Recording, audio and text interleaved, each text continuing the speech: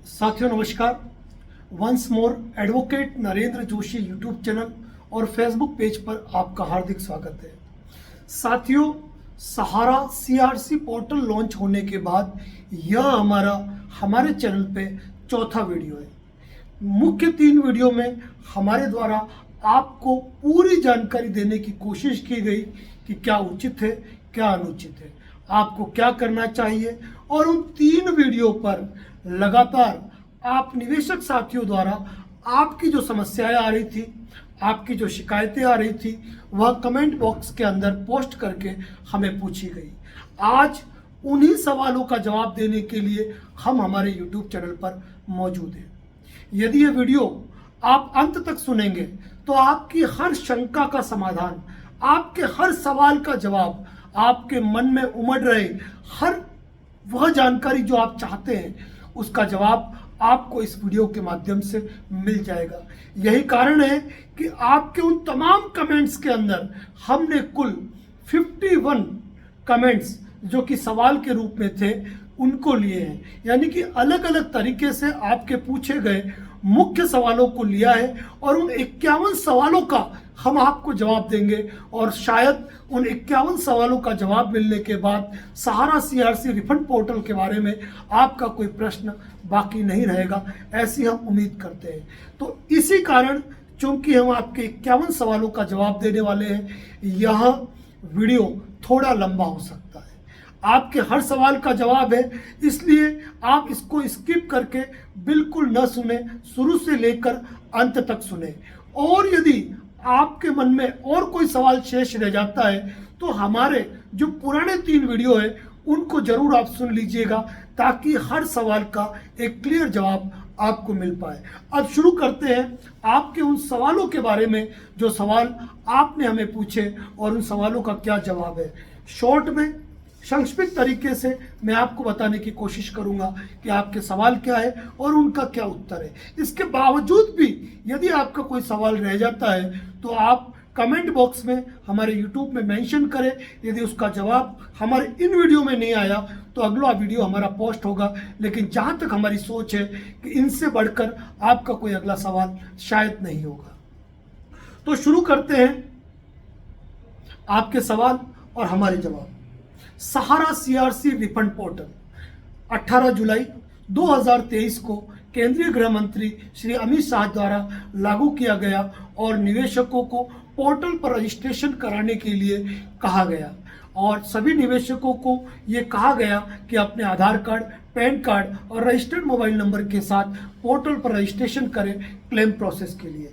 तो ये है क्लेम रजिस्ट्रेशन प्रोसेस, जहां पर आपको क्लेम रजिस्टर्ड कराना है, अपने दस्तावेज अपलोड करने हैं और उससे संबंधित जो सवाल है उन सवालों का जवाब हमारे द्वारा आपको दिया जा रहा है। तो सारा रिफंड पोर्टल क्या है, पोर्टल रजिस्ट्रेशन क्या है, और अब तीसरा सवाल आ रहा है कि क्या क्या दस्तावेज लेकर जाने हैं। प्रत्येक वह निवेशक जिसका कि निवेश है वह अपना आधार कार्ड, अपना पासपोर्ट साइज फोटो, अपना पैन कार्ड और निवेश डॉक्यूमेंट जो भी है किसी भी सोसाइटी के, वह लेकर जाए रजिस्ट्रेशन कराने के लिए पोर्टल पर। केवल इन्हीं डॉक्यूमेंट की आवश्यकता है, Aadhaar card, PAN card, passport size photo और आपके इन्वेस्टमेंट डॉक्यूमेंट। बस इनके अलावा और कोई डॉक्यूमेंट की जरूरत आपको इसमें नहीं है। कहाँ जाकर आवेदन करना होगा? करने को ये प्रक्रिया कई लोग मोबाइल से कर रहे हैं, लेकिन हमारा सुझाव ये रहेगा हाई स्पीड इंटरनेट वाली सीएससी सेवा या ई मित्र पर जाए और वहां जाकर आप अपना रजिस्ट्रेशन प्रोसेस कंप्लीट करें, ताकि इजीली आपका प्रोसेस हो जाएगा। और जाना उन्हीं को पड़ेगा जिनके नाम पर निवेश है, जिनके नाम पर बॉन्ड्स में नाम अंकित है। क्या सहारा की कंपनियों से जुड़े निवेशक भी आवेदन कर सकते हैं?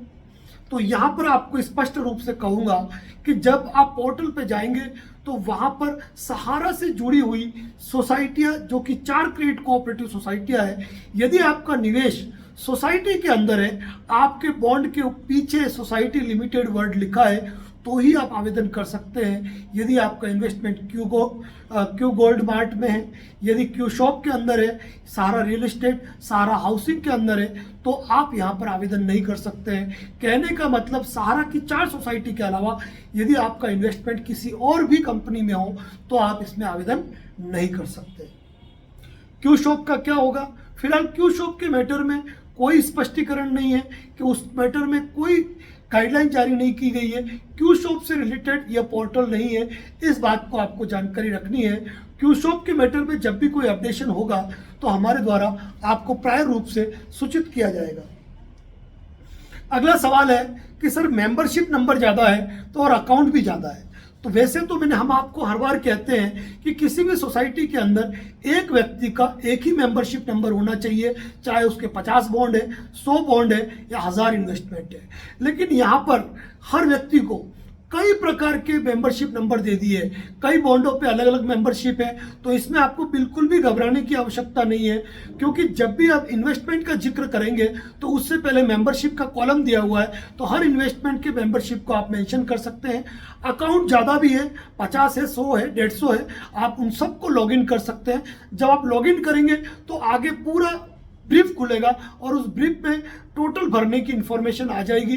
तो अकाउंट ज़्यादा है, मेंबरशिप ज़्यादा है तो उसका कोई इश्यू नहीं है। जब आप पोर्टल पर रजिस्ट्रेशन करेंगे तो ये चीज़ खुद ब खुद खुल के आपके सामने आएगी और आपके इस सवाल का प्रत्युत्तर भी वहीं पर आपको मिल जाएगा।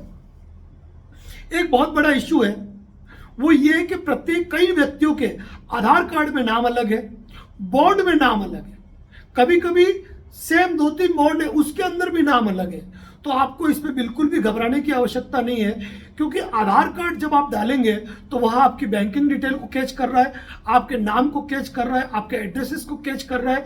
अगर बॉन्ड में आपका नाम अलग है तो इस बाबत आप एक शपथ पत्र, जो हमने पहले वीडियो में बताया हुआ है, आप उनको सुन लीजिएगा कि उस तरीके से एक छोटा घोषणा पत्र आप जो प्रिंट निकलेगी उस प्रिंट के नीचे लिखकर आप साइन कर सकते हैं कि मैं राजकुमार शर्मा, आधार कार्ड में मेरा नाम ये है, सहारा बॉन्ड के अंदर मेरा नाम राम कुमार शर्मा है, ये दोनों व्यक्ति एक ही है, मैं ही हूँ, मुझे इसी नाम से जाना पहचाना जाता है, यह मैं घोषणा करता हूँ। आप चाहे तो 50 रुपये के स्टैंप पर यह शपथ पत्र बनाकर भी आप जो प्रिंट आउट डॉक्यूमेंट निकलेगा उसके साथ अटैच करके आप उसको पोर्टल पर अपलोड कर सकते हैं। अलग से शपथ पत्र बनाना चाहे तो बनाए, नहीं बनाना चाहे, शॉर्ट में लिखना चाहे तो आप उसको शॉर्ट में भी लिख सकते हैं। इसकी जानकारी हमारे गत वीडियो में आपको दी हुई है। तो ये कोई बहुत बड़ा इश्यू नहीं है जिसके लिए आपको किसी भी रूप से चिंता करने की कतई आवश्यकता नहीं है। नाम में अंतर का मतलब चाहे सरनेम अंतर हो, चाहे नाम शॉर्ट हो, जो भी अंतर है आप उसको क्लियर कर सकते हैं। और एक विशेष रूप से सिंधी समाज में शादी के बाद महिलाओं के नाम में परिवर्तन आ जाता है, तो वहाँ पर आप इस चीज़ को भी मेंशन कर सकते हो, ये बात ध्यान रखें। अब बात आती है डेथ क्लेम के मैटर में। चूंकि पोर्टल पर अब तक डेथ क्लेम के मैटर में, नाम के अंतर के मैटर में, MIS के मैटर में कई चीज़ों के बारे में कोई स्पष्टीकरण नहीं दिया गया है, तो इस मैटर में भी हमने गए वीडियो में ये जानकारी दी थी कि यदि आप डेथ क्लेम के रूप में अप्लाई करना चाहते हैं तो आप बाकायदा रजिस्ट्रेशन कराएं नॉमिनी का, और जो भी डिटेल है आप सारी डिटेल भर दें और घोषणा पत्र में आप लिखें नीचे पेन से कि यह मैं घोषणा करता राम कुमार शर्मा ये निवेदन करता हूँ कि मेरे पिताजी मोहन जी शर्मा द्वारा इस सोसाइटी में इन्वेस्ट किया गया था, उनकी मृत्यु इस तारीख को हो गई, डेथ सर्टिफिकेट संलग्न है और मैं उनका विधिक वारिसान उत्तराधिकारी हूँ, नॉमिनी के रूप में मेरा नाम दर्ज है, इस कारण यह आवेदन मेरे द्वारा प्रस्तुत किया जा रहा है। चूंकि डेथ क्लेम के लिए कोई भी प्रावधान नहीं किया गया है, ऐसी कंडीशन में यदि आप इस तरह का अल्टरनेटिव आइडिया यूज करते हैं हमारी राय में तो वह उचित रहेगा। यहाँ पर भी आप चाहें तो एक 50 रुपये का शपथ पत्र नोटराइट करा के आप संलग्न कर सकते हैं, उसमें कोई दिक्कत नहीं है। यहाँ पर यह भी ध्यान रखने की जरूरत है कि चूंकि एक आधार कार्ड से आप एक ही लॉगिन कर सकते हैं, आपका खुद का भी इन्वेस्टमेंट है, और जिन व्यक्ति की डेथ हो गई, जिनके आप नॉमिनी है, उत्तराधिकारी है, उनका भी अगर आवेदन करना चाहते हैं तो इसका ब्रीफ वीडियो जो गया वीडियो है पिछला वीडियो, उसमें हमारे द्वारा जानकारी दी गई है, उसको आप बखूबी ध्यान से सुने, उसमें डिटेल जानकारी हमारे द्वारा दी गई है। तो उन प्रावधानों का इस्तेमाल करते हुए आप अपने आधार कार्ड के साथ जिनकी डेथ हो गई उनका भी क्लेम कर सकते हो, खुद का भी क्लेम कर सकते हो एक ही आवेदन के अंदर, और अपना शपथ पत्र और डेथ सर्टिफिकेट आप संलग्न कर सकते हो। MIS है या शेयर में इन्वेस्ट है, उसे भी आप नॉर्मली तरीके से मेंशन कर सकते हो, क्योंकि यहाँ पर मेंशन करने के लिए ऑप्शन दिया हुआ है डिपॉजिट अमाउंट का, और यदि कोई राशि आपने प्राप्त कर ली है उसका जिक्र है तो वो भी आप मेंशन कर सकते हो। MIS का हो या शेयर का हो, ये आपको बॉन्ड नहीं करता है कि आप पोर्टल पे आवेदन नहीं कर सकते हो। परिपक्वता अवधि पूरी ही नहीं हुई हो तो क्या करें, तो भी आप आवेदन कर सकते हैं। किसी नोटिफिकेशन में, किसी जानकारी में या CRCS के पोर्टल में ये नहीं कहा गया है कि परिपक्वता अवधि पूरी नहीं हुई है तो आप आवेदन नहीं कर सकते हो। प्लस जो पोर्टल पे अपलोड किया जा रहा है उस अपलोड के अंदर भी ये नहीं पूछा जा रहा है कि आपकी परिपक्वता राशि क्या है, पूछा केवल ये जा रहा है कि आपका इन्वेस्टमेंट अमाउंट क्या है और आपने किस डेट को इन्वेस्टमेंट किया है। तो ये दोनों चीज़ें मेंशन करते हुए आप परिपक्वता अवधि पूरी नहीं हुई है तो भी आवेदन कर सकते हैं। यदि परिपक्वता अवधि पूरी हो चुकी है तो इस अवस्था में पहले परिपक्व राशि का विवरण देवें, फिर जो अपरिपक्व है उनका विवरण देते हुए आप इसको फिल कर सकते हैं। एक ही व्यक्ति का अलग अलग सोसाइटी में इन्वेस्टमेंट है तो क्या एक साथ फाइल होगा या अलग अलग होगा। यहाँ पर एक महत्वपूर्ण जानकारी है, यदि आपका सहारा क्रेडिट में भी इन्वेस्टमेंट है, यदि आपका स्टार मल्टीपर्पज में भी है, या आपका सहारियन में भी है, या हमारा इंडिया में भी है, ऐसी अवस्था में आप जब आधार कार्ड से लॉगिन करेंगे तो आपके सभी डॉक्यूमेंट का आवेदन एक साथ होगा। एक साथ आपको उसकी डिटेल भरनी है। कहने का मतलब पहले सारा क्रेडिट के डॉक्यूमेंट, फिर हमारा इंडिया, फिर स्टार मल्टीपर्पज। आप बिल्कुल सुविधा अनुसार आप उन डॉक्यूमेंट को लेकर आप अपलोड कर सकते हैं, उनकी जानकारियों को भर सकते हैं, उनकी मेंबरशिप को भी भर सकते हैं। इसमें बिल्कुल भी आपको चिंता करने की आवश्यकता नहीं है। और यहाँ पर एक महत्वपूर्ण बात कहूँगा, 12 करोड़ इन्वेस्टर कहे गए, 12 करोड़, लेकिन जब पोर्टल की प्रक्रिया पूरी होगी तो आप देखेंगे 12 करोड़ इन्वेस्टर नहीं होंगे। जो इन्वेस्टर अप्लाई करेंगे, क्योंकि वही इन्वेस्टर हमारा इंडिया के अंदर भी है, सहारियन के अंदर भी है, स्टार मल्टीपर्पज के अंदर भी है, और सहारा क्रेडिट कोऑपरेटिव सोसाइटी के अंदर भी है। और इसी प्रकार एक व्यक्ति के घर में अगर 5 मेंबर है और पांचों का इन्वेस्टमेंट एक ही सोसाइटी में नहीं होकर अलग अलग सोसाइटी में है, तो ऐसी अवस्था में जो आप 12 करोड़ इन्वेस्टर पोर्टल पे लॉगिन करेंगे ये मान रहे हैं, तो ऐसा नहीं होगा। बामुश्किल अगर 3 करोड़ पोर्टल पर लॉगिन हो गया तो ये बहुत बड़ी बात होगी, उससे ऊपर नहीं होना है, यह हमारा अनुमान है। अब देखें आपके हमारा अनुमान कितना सही जाता है। अब एक सवाल है लोगों का कि सर हमने कंज्यूमर कोर्ट में कार्रवाई की, स्थायी लोक अदालत में कार्रवाई की, हम सिविल कोर्ट में गए, हमने हाई कोर्ट के अंदर रिट याचिकाएं फाइल की, हमने क्लेम याचिकाएं फाइल की, हमने सेंट्रल रजिस्ट्रार को ऑफलाइन ऑनलाइन क्लेम भेजे हैं, तो क्या हमने FIR दर्ज कराई है, FIR में FR लग गई, चालान पेश हो गए, किसी की गिरफ्तारियां हो गई, तो क्या ऐसी अवस्था में हम आवेदन कर सकते हैं, हम पोर्टल पर रजिस्ट्रेशन करा सकते हैं? जी हाँ, आप पोर्टल पर रजिस्ट्रेशन करा सकते हैं, और आपको पोर्टल पर रजिस्ट्रेशन कराना ही है। कराना आपके लिए इसलिए जरूरी है कि भले आपने कोई भी कार्रवाई की हो, लेकिन यदि उस कार्रवाई में आपको परिणाम भी मिला हो, रिजल्ट भी मिला हो, तो ऐसी अवस्था में भी आपको पोर्टल पर रजिस्ट्रेशन कराना है, क्योंकि यह सुप्रीम कोर्ट के आदेश की अनुपालना के अंदर यह पोर्टल रजिस्ट्रेशन हुआ है। यदि आप पोर्टल पर रजिस्ट्रेशन नहीं करेंगे और भविष्य में यदि आप अपनी राशि को पाने के लिए उन संबंधित कोर्ट में जाएंगे, तो सामने CRCS या फिर सहारा के जो सोसाइटीज है वो इस बात को लेकर आएंगे कि माननीय सर्वोच्च न्यायालय के आदेश के आधार पर सीआरसीएस ने पोर्टल अप्लाई किया पर लोगों द्वारा इनके द्वारा अप्लाई नहीं किया गया।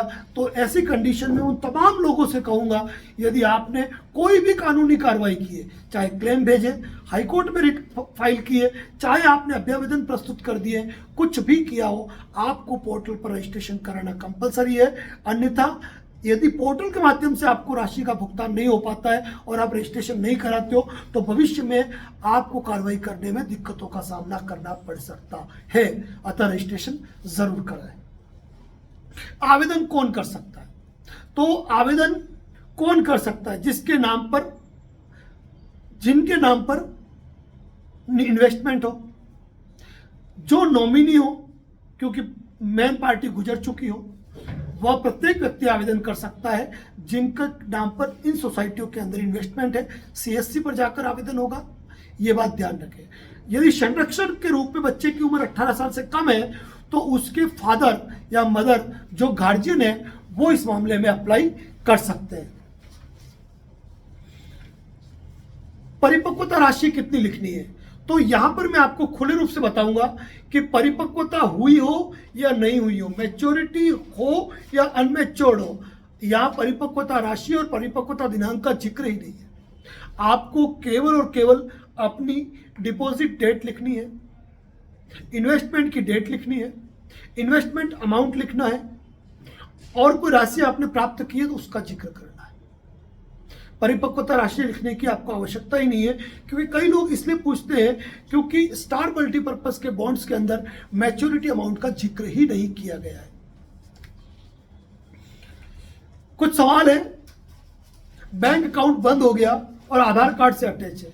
कुछ साथियों द्वारा पोर्टल पे अप्लाई किया गया, पोर्टल पे अप्लाई करने के बाद जो बैंक की डिटेल आई उनको मालूम पड़ा कि मेरा तो ये बैंक खाता ही बंद हो गया है, अस्तित्व में नहीं है।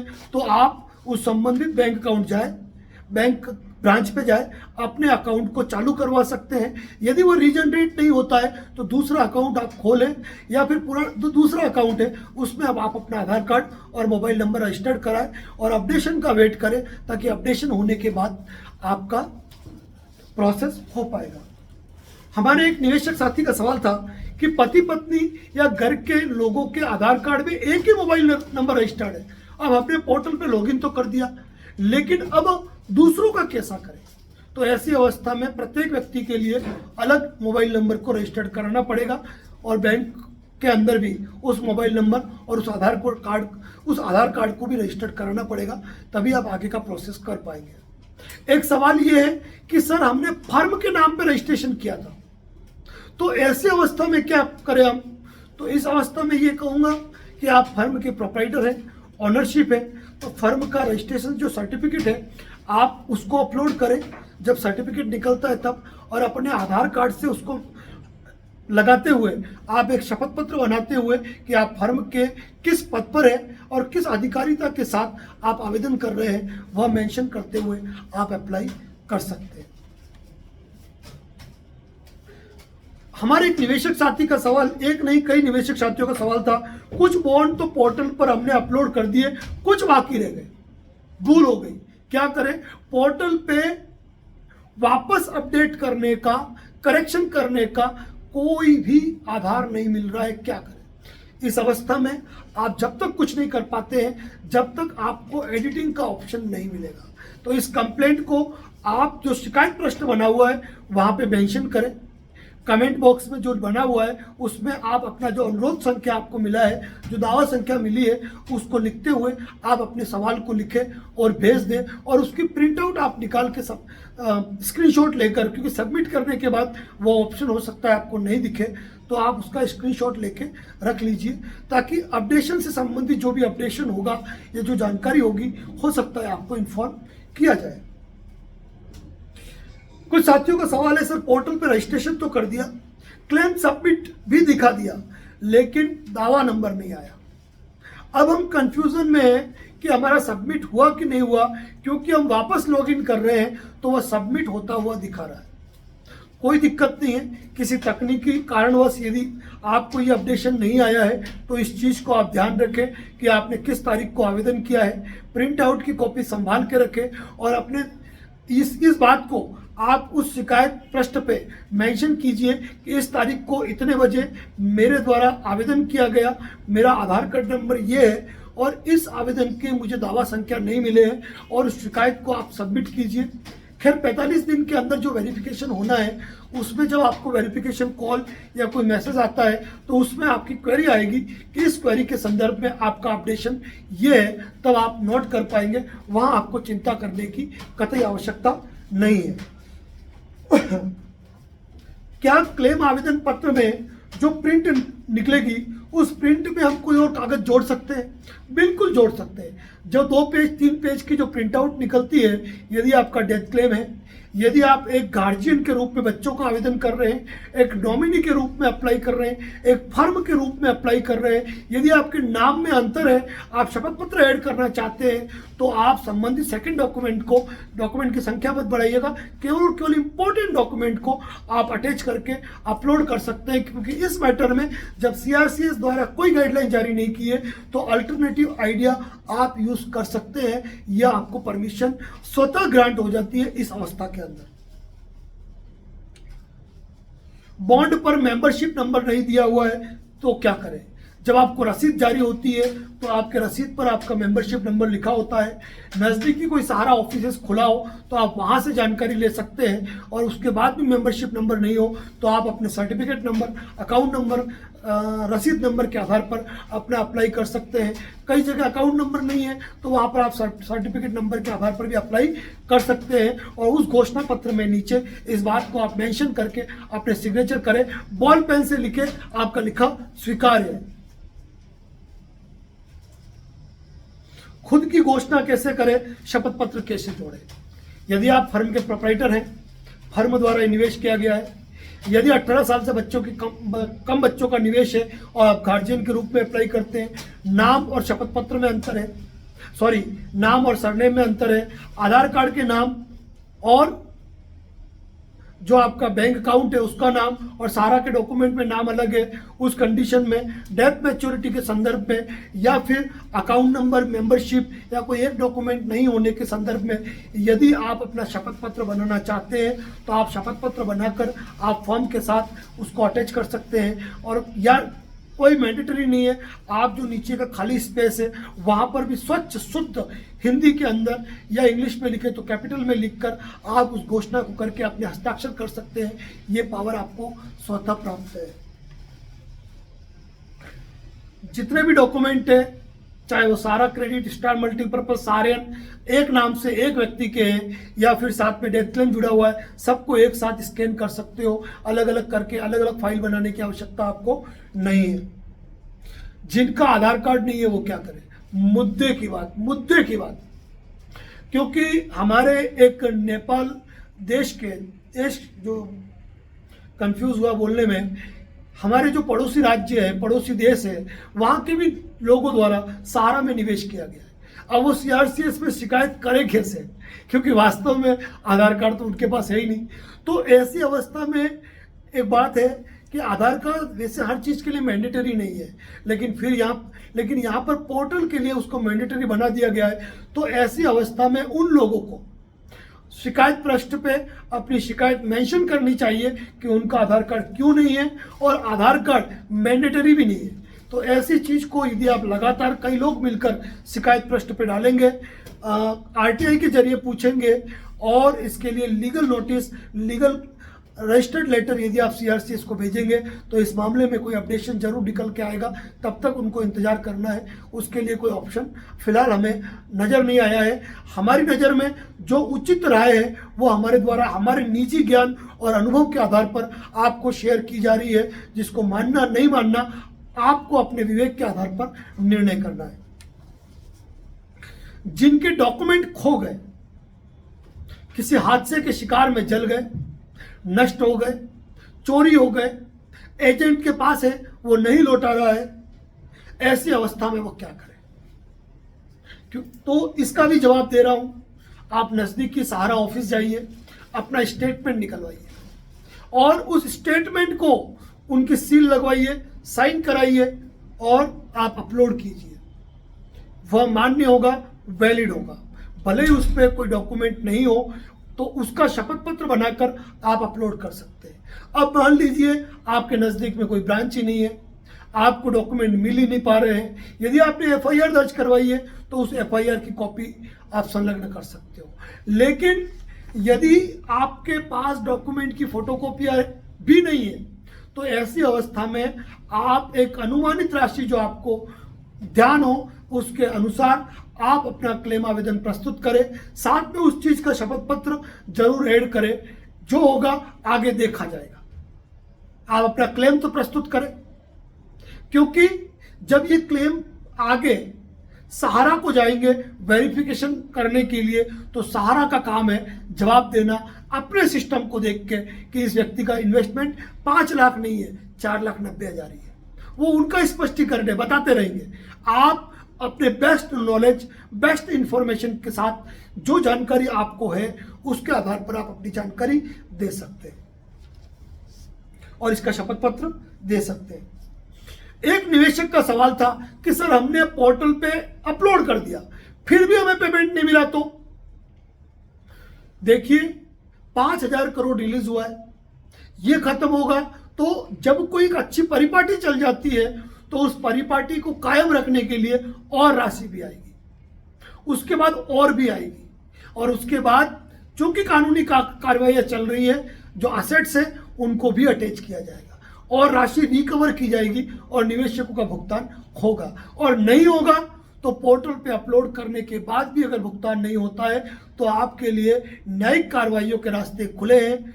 जो कोई ये कह रहा है कि नहीं कर पाएंगे तो ये बात आप दिमाग से निकाल दीजिए, क्योंकि दुनिया का कोई भी एग्रीमेंट जो वॉइड एग्रीमेंट है वो आपको आपके अधिकार से वंचित नहीं कर सकता, क्योंकि संपत्ति का अधिकार भले ही आज फंडामेंटल राइट, मूल अधिकार भले ही नहीं है, वह आपका संवैधानिक अधिकार है। और आपके संवैधानिक अधिकारों के साथ कुठाराघात, कोई एक घोषणा पत्र, कोई एक एग्रीमेंट, कोई एक हस्ताक्षर आपके एग्रीमेंट के, आपके अधिकारों के साथ कुठाराघात नहीं कर सकता है। लंबे वीडियो होते हैं, कभी कभी कोई शब्द मिस हो जाते हैं, क्योंकि बिना किसी इस रेडी स्पीच या देखकर नहीं बोलते हैं। जो भी बोलना है हम आपके सामने खुला बोलते हैं, तो शब्द जब मिस हो जाते हैं तो उसको इग्नोर कीजिएगा। आगे चलते हैं। सर किसी डॉक्यूमेंट में खाता नंबर नहीं है, किसी में मेंबरशिप नंबर नहीं है, किसी में रसीद नंबर नहीं है, तो क्या करें? कोई दिक्कत नहीं है, जो जानकारी आपके पास उपलब्ध है वो जानकारी फिल कर दीजिए। नीचे घोषणा पत्र में पेन से लिख दीजिए कि ये जानकारी बॉन्ड पे उपलब्ध नहीं है, इस कारण उपलब्ध नहीं करवा पाया। ये जानकारी जब आप वेरिफिकेशन में सहारा को भेजेंगे तो वो खुद ही क्लियर कर लेंगे। कोई चिंता करने की, कतई चिंता करने की आवश्यकता नहीं है। नॉमिनी 2 है तो क्या करें? क्योंकि कभी कभी ऑप्शन होता है कि आप 2 नॉमिनी चूज कर सकते हो, उनके परसेंटेज चूज कर सकते हो, तो किसी भी एक नॉमिनी द्वारा अप्लाई किया जा सकता है। यदि उस मैं यह बात आपको बहुत ही इंपॉर्टेंट तरीके से कहूंगा, अगर 2 नॉमिनी है, दोनों का यदि खुद के नाम पे इन्वेस्टमेंट है तो अपने इन्वेस्टमेंट के साथ अटैच कर ले, लेकिन जिस नॉमिनी के का इन्वेस्टमेंट दूसरा इन्वेस्टमेंट नहीं है तो उसके नाम पे आवेदन करें तो बेहतर रहेगा। अब उसमें भी सेकंड नॉमिनी जो है उनसे शपथ पत्र ले लो कि भाई इस सारा के अंदर 2 जनों को नॉमिनी इनके द्वारा बनाया गया, इनकी मृत्यु इस तारीख को हो गई है, मृत्यु प्रमाण पत्र संलग्न है।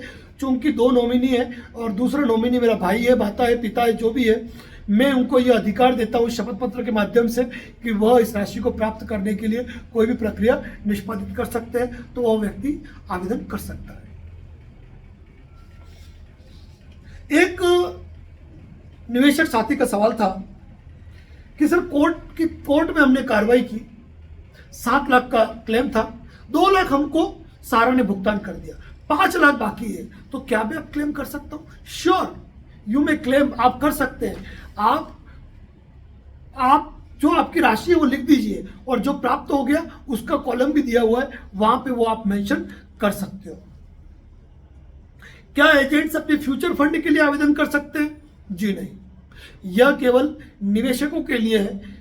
यदि आपका फ्यूचर फंड का पैसा आपने अपने सेविंग अकाउंट में एफडीआर में कन्वर्ट कराया है, देन आप फाइल कर सकते हैं। फ्यूचर फंड के लिए आप फाइल नहीं कर सकते यदि वो फ्यूचर फंड के अंदर पड़ा है। इस फ्यूचर फंड की तो अपनी एक अलग कहानी है, अगर इस पर कभी चर्चा का मौका मिला तो एक पूरा एक नया वीडियो बनेगा। यदि आपका सहयोग मिला और आज यदि आप जानना चाहें, अधिक कमेंट्स आए तो फ्यूचर फंड के बारे में हम हमारी राय जरूर रखेंगे। माइनर बच्चों के नाम पे इन्वेस्टमेंट की दशा में क्या करें?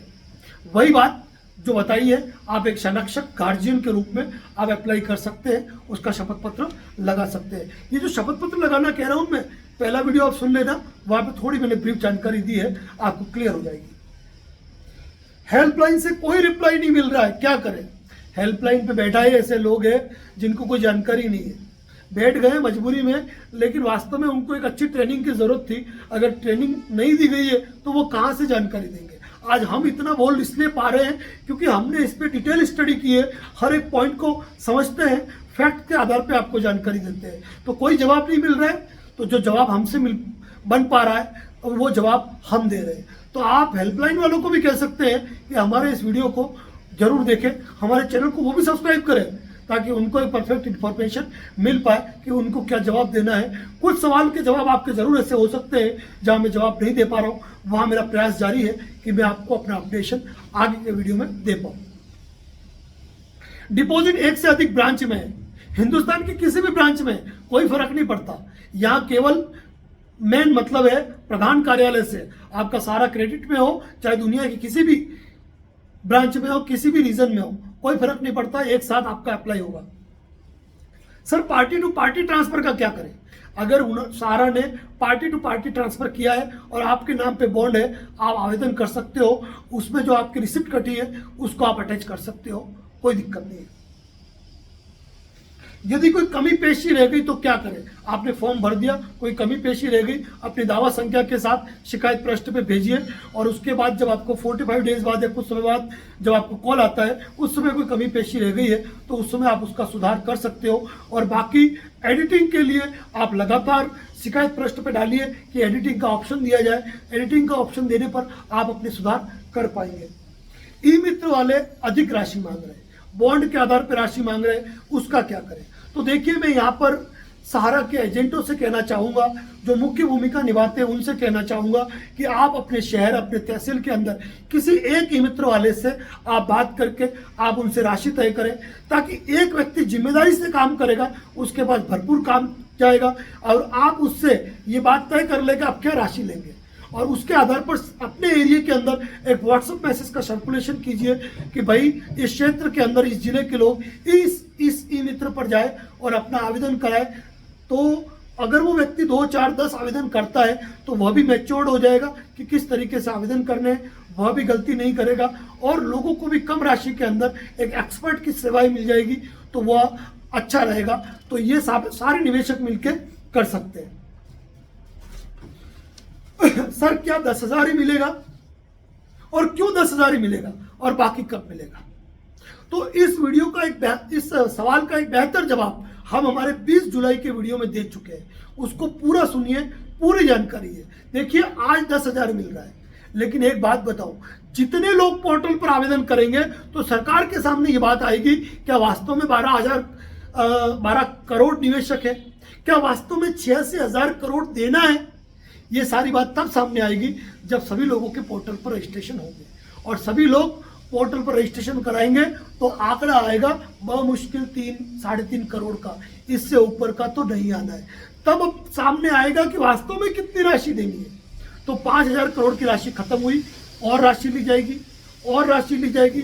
24,000 करोड़ की राशि खत्म हो जाने के बाद भी सरकार है, जब सरकार सहारा सेवी के उस विवाद को सुलझा सकती है जो सालों से पेंडिंग पड़ा था, सहारा सेवी अकाउंट से वो राशि ला सकती है, तो आगे के लिए भी सुखद प्रयास कर सकती है। एक अच्छी शुरुआत हुई है तो उसमें सहयोग करना है।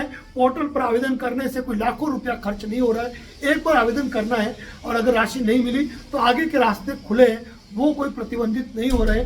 इस मैटर में भी एक ब्रीफ वीडियो हमने पोस्ट किया था, जिसको आपको सुनना चाहिए।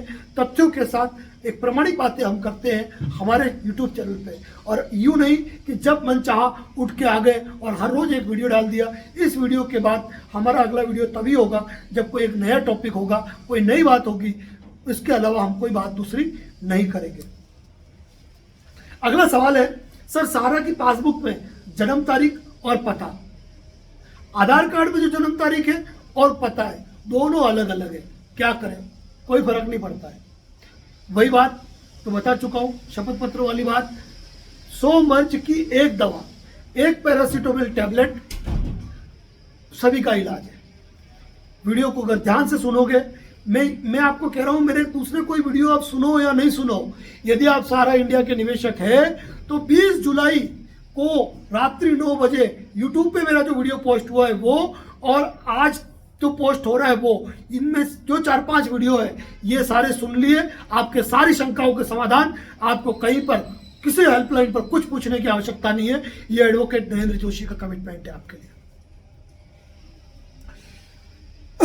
जॉइंट अकाउंट है, किसके नाम से आवेदन करें, वही किसी एक के नाम से आवेदन, दूसरे के नाम का घोषणा पत्र लिख के उसके साइन करवा के या उसका अंडरटेकिंग ले लो, कोई दिक्कत नहीं है। आइदर और सर्वाइवर दोनों में से कोई भी पार्टी अप्लाई कर सकती है।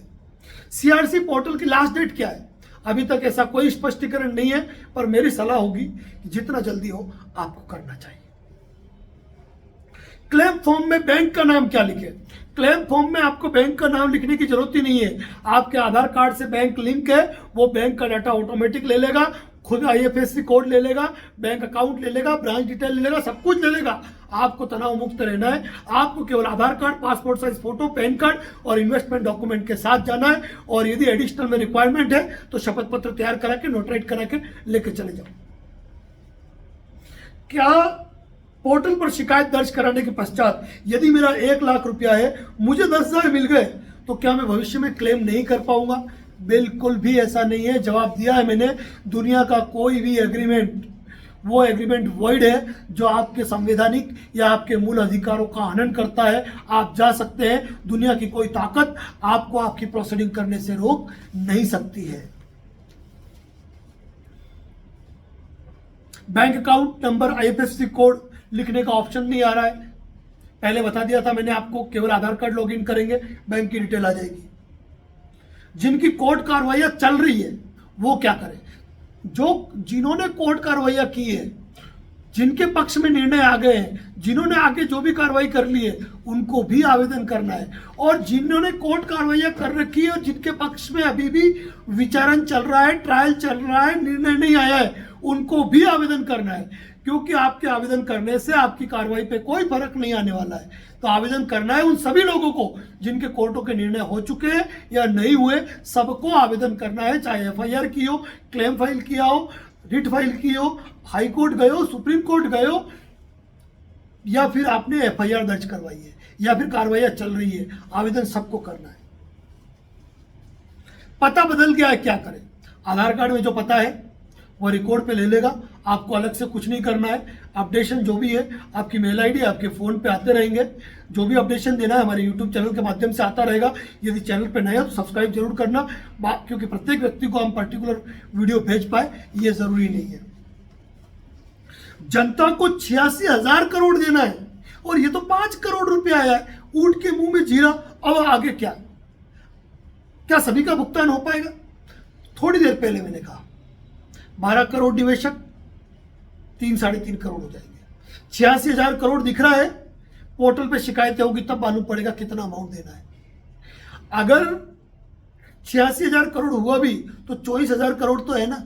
और 24,000 करोड़ निकलने के बाद यदि कोई राशि बाकी रहती है तो जो इतनी बड़ी परंपरा, एक शुद्ध परंपरा अगर चलेगी तो आगे भी इसका निराकरण निकलेगा। तो आपको करना चाहिए। इफ एंड बट करोगे तो कुछ नहीं होगा। आप रजिस्ट्रेशन करें, पोर्टल पर रजिस्ट्रेशन करें। एक बहुत महत्वपूर्ण जानकारी, जिस सवाल सारे लोग उठाते जा रहे हैं, सरकार ने नोटिफिकेशन क्यों जारी नहीं किया, अखबारों में क्यों विज्ञप्ति क्यों नहीं जारी की? तो साथियों एक बात कहूं, ये बात वास्तव में सोचनी है।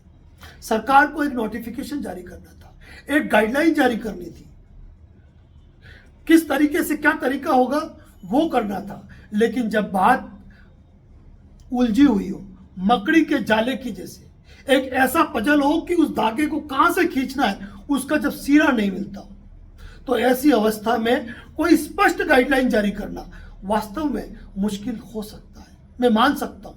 यहां तक कि आप खुद देख रहे होंगे कि पोर्टल पे अप्लाई करने के बाद भी आप देख रहे होंगे पोर्टल पे कितनी खामियां थी। मैं बड़ी बात नहीं कहूंगा, मैं कहना चाहूंगा कुछ ऐसे चैनल है, कुछ ऐसे यूट्यूब चैनल है जो आज की तारीख में जनता की आवाज को अच्छे तरीके से उठाते हैं। मैं बात करूंगा न्यूज दुनिया की चैनल की, मैं बात करूंगा हमारे यूट्यूब चैनल की, मैं बात करूंगा brain of Bihar YouTube channel की, मैं बात करूंगा दिमाग से नाम निकल रहा है workervoice.in के जो श्यामल जी है, तो उनके चैनल की। जिन जिन चैनल को लोगों ने मुझे कभी लिंक भेजा, जब भी मुझे मौका मिला मैं कोशिश करता हूं कि मैं उनकी बातों को सुनूं, कोई अच्छी जानकारी मुझे भी मिले, ताकि मैं उसका कंक्लूजन क्या है, क्योंकि मैं हर उस व्यक्ति का पक्षधर हूं, हर उस व्यक्ति का समर्थन करता हूं जो जनता की आवाज को बुलंद करता है, चाहे वो ब्रेन ऑफ बिहार हो, चाहे वह न्यूज दुनिया चैनल हो, चाहे वह workervoice.in हो। तो हर उस चैनल को जो कि अफवाहें नहीं फैलाता है। मैं यहाँ हिस्ट्री न्यूज टीवी की भी बात करूंगा, यूनुस खान साहब की, जो कहीं कैसे भी कहां से न जाने कहां से खबर लाकर वो जनता तक पहुंचाने का प्रयास करते हैं। और इन सभी साथियों को मैं तहे दिल से धन्यवाद दूंगा। लेकिन कई लोगों का ये सोचना होता है कि ये जो सारे यूट्यूब चैनल है, ये अपनी रेवेन्यू बढ़ाने के लिए, अपने व्यूज बढ़ाने के लिए, अपने सब्सक्राइबर बढ़ाने के लिए, पैसा कमाने के लिए ये लोग जो है वो ये वीडियो पोस्ट करते हैं। तो मैं आपको बता देना चाहता हूं, आज उन सभी न्यूज चैनल की ओर से मैं आज उन तमाम दर्शकों को जवाब देना चाहता हूं कि अगर आप ये सोचते हैं कि यूट्यूब पे वीडियो डालने से कोई बहुत बड़ी इनकम हो जाती है, तो मैं कहूंगा कि आज आप मेरे यूट्यूब चैनल पर सब्सक्राइबर की संख्या देखिए, मेरे यूट्यूब पे टोटल व्यूज देखिए, आप शॉक्ड होंगे कि मैं जो फोन यूज करता हूं, जो मोबाइल फोन यूज करता हूं, आज तक उन मोबाइल फोन की कॉस्ट भी मेरे यूट्यूब की इनकम नहीं है। मैं आज जो ये बात कह रहा हूं वह उन तमाम यूट्यूब चैनल वालों की तरफ से कहता हूं जो कि जनहित में अपनी बात को न जाने कहां सर्च करके, कहां लेटर जारी करके, कहां आरटीआई, कहां धरने प्रदर्शन आंदोलन, कहां की जानकारियां लाकर आपके सामने अपनी बातों को रखते हैं, और आप समझते हैं कि वो यूट्यूब से इनकम के लिए करना चाहते हैं। सब्सक्राइबर हर कोई पाना चाहता है, लेकिन अगर आप यूट्यूब इनकम की बात करते हैं तो अपने दिमाग पे इस बात को बैठाइए, ब्रेन वॉश कीजिए कि जो यूट्यूब वाले जितना टाइम अपनी जानकारियों को जुटाने में वेस्ट करते हैं, जितनी बात वो अपने संसाधनों पे वेस्ट करते हैं, वो इनकम उनको यूट्यूब से प्राप्त नहीं होती है। इस बात को यकीनन मान के चलिए। तो ये बात मेरे आज के वीडियोस में नहीं होनी चाहिए थी, जो हो गई, लेकिन उन नकारा लोगों को जो कि हर बात में मीन मेक निकालने की कोशिश करते हैं, मैं उन लोगों को ये जवाब देना चाहता हूं। तो आज मैंने जिन यूट्यूब चैनल्स के नाम लिए, चाहे वह न्यूज दुनिया हो, workervoice.in हो, चाहे वह चैनल युगांतर न्यूज मदन लाल जी आजाद का हो, चाहे वह चैनल हिस्ट्री न्यूज टीवी का हो, वह ब्रेन ऑफ बिहार का हो, ये सारे लोग आपके लिए अपने अपने तरीकों से अपने एक बेहतर प्रयास कर रहे हैं। यह भी जानकारी में मेरे आया कि 31 जुलाई को राम लीला मैदान के अंदर एक बहुत बड़ा प्रोटेस्ट होने वाला है, और उस प्रोटेस्ट के लिए यह प्रयास किया जा रहा है कि अधिक से अधिक संख्या में लोग वहां पर उपस्थित हों। हर चीज जरूरी है, हर उस व्यक्ति का समर्थन करना आवश्यक है, हर उस व्यक्ति का समर्थन करना आवश्यक है जहां पर जनहित से जुड़ा मामला हो। और यही कारण है मैं उन तमाम लोगों को समर्थन करता हूं जो अपने अपने तरीके से एक बेहतर प्रयास करते हैं। किसी की मीन मेक निकालने से बेहतर यह है कि जनता ये देखिए कि यह लोग आपके लिए मेहनत करते हैं। और भी ऐसे कई यूट्यूब चैनल हो सकते हैं जो मेरी जानकारी में नहीं हो, वह तमाम यूट्यूब चैनल जो कि सही और ऑथेंटिक जानकारी देते हैं, जनहित में अपना काम करते हैं। मैं एडवोकेट नरेंद्र जोशी उन तमाम यूट्यूब चैनल का तहे दिल से धन्यवाद ज्ञापित करता हूँ, जो अपनी बात को जनता के सामने बेबाकी के साथ रखते हैं और जनता के हित में अपनी आवाज़ को बुलंद करते हैं, जनता को एक करने का काम करते हैं, उन तक वो जानकारियाँ पहुँचाने का प्रयास करते हैं जो उन तक नहीं पहुँच पाती है। क्योंकि लिख से भटका हूँ मैं, आगे कुछ क्वेश्चन बाकी रह गए, उनको ले लेते हैं। तो सरकार द्वारा नोटिफिकेशन जारी हुआ या नहीं हुआ है, हमारे जैसे कुछ यूट्यूब चैनल के साथी जो अपना कीमती समय आप लोगों के लिए निकालते हैं, तो उनके होते हुए आपकी आवाज़ बुलंद करने के लिए और किसी की ज़रूरत कहाँ है। ज्वाइनिंग पॉइंट का क्या होगा? अभी ज्वाइनिंग पॉइंट जिन्होंने बनाए इसकी जानकारी वही दे सकते हैं। इस पोर्टल से किसको फायदा है? सरकार को, सहारा को या निवेशकों को? देखो, सरकार का तो फायदा है ही है। बरसों से चलने वाली जिस केस को सरकार निपटाने के लिए लेके आई है, अगर इस मामले में सरकार पहल करके आज 10,000 रुपये का भुगतान करती है, शेष रही राशि का भुगतान भी त्वरित कराती है, कम समय के अंदर उस बाकी बची राशि को लाकर भी लोगों को भुगतान कराती है, तो सरकार को जनमत हासिल होगा और वोट बैंक मजबूत होगा। तो सरकार को फायदा तो है ही है। सहारा को फायदा इस बात का है कि जगह जगह उनके खिलाफ FIR कानूनी मामले दर्ज थे, यहां से वो राहत पा सकते हैं। लेकिन निवेशकों को फायदा तो तब होगा जब सरकार इस मामले को अच्छी तरीके से लागू करके पारदर्शिता के साथ, ट्रांसपेरेंसी के साथ बाकी की राशि को भी लाकर और जो सोसाइटी की संपत्तियां हैं उनसे भी राशि रिकवर करके, जिस प्रकार यहाँ 18 डिपार्टमेंट की आवाज को बंद किया, वहां पर सहारा से कि जबड़े से पैसा खींच के लाके निवेशकों को लौटाएगी, तो निवेशकों को भी फायदा है। फिलहाल तो मुझे इसमें सहारा का फायदा ही ज्यादा नजर आया है। तो आज के वीडियो में पूरा पौन घंटे का वीडियो हो चुका है। पूरी कोशिश की मैं आपके हर सवाल का बखूबी जवाब दे पाऊँ। कई आपके सवाल होंगे, अगर मेरे अभी तक की किसी भी वीडियो में उनका जवाब नहीं आया है तो वो आप जरूर पोस्ट करें, मैं कोशिश करूंगा उनका जवाब देने की। साथ ही उन निवेशकों के लिए महत्वपूर्ण सूचना जिन्होंने कोर्ट कार्रवाइयां की है, जिन्होंने क्लेम फाइल किए, आपके लिए हमने हमारा एक मजबूत तथ्यों पर आधारित एक जवाब तैयार कर लिया है, जो हमारे द्वारा तुरंत भेजा जा रहा है central registrar of cooperative society को, कि जिन लोगों ने कानूनी कार्रवाइयां की वो प्राथमिकता पे क्यों नहीं है, उनका भुगतान क्यों सुनिश्चित नहीं किया गया और उनका भुगतान किस तरीके से, किस रूप में किया जाएगा। उसके मामले में हमें एक स्पष्टीकरण, कई ऐसे बिंदु हैं जिन पे हमने उनसे सवाल पूछे हैं और जवाब तलब किया है। हो सकता है उस जवाब को आने में वक्त लगे, जब भी वो प्रक्रिया पूरी होगी उसके बारे में भी इसी YouTube चैनल पे हमारे द्वारा जानकारी पोस्ट की जाएगी। यानी कि उन तमाम निवेशक याचिकाकर्ताओं की तरफ से जिन्होंने अपने क्लेम अभ्यावेदन प्रस्तुत किए, उनकी तरफ से एक प्रोसीडिंग हमारे द्वारा और की गई है। यह एक महत्वपूर्ण जानकारी है। आज महत्वपूर्ण उन 51 सवालों को हमने अपने वीडियो में शामिल किया जो आपके लिए बहुत महत्वपूर्ण थे। तो उम्मीद करता हूं कि चैनल पे नए हैं तो चैनल को सब्सक्राइब करेंगे, हर सवाल का जवाब आपको मिल गया होगा। और यदि आपको हमारा वीडियो पसंद आया तो इसे जन जन तक शेयर करें।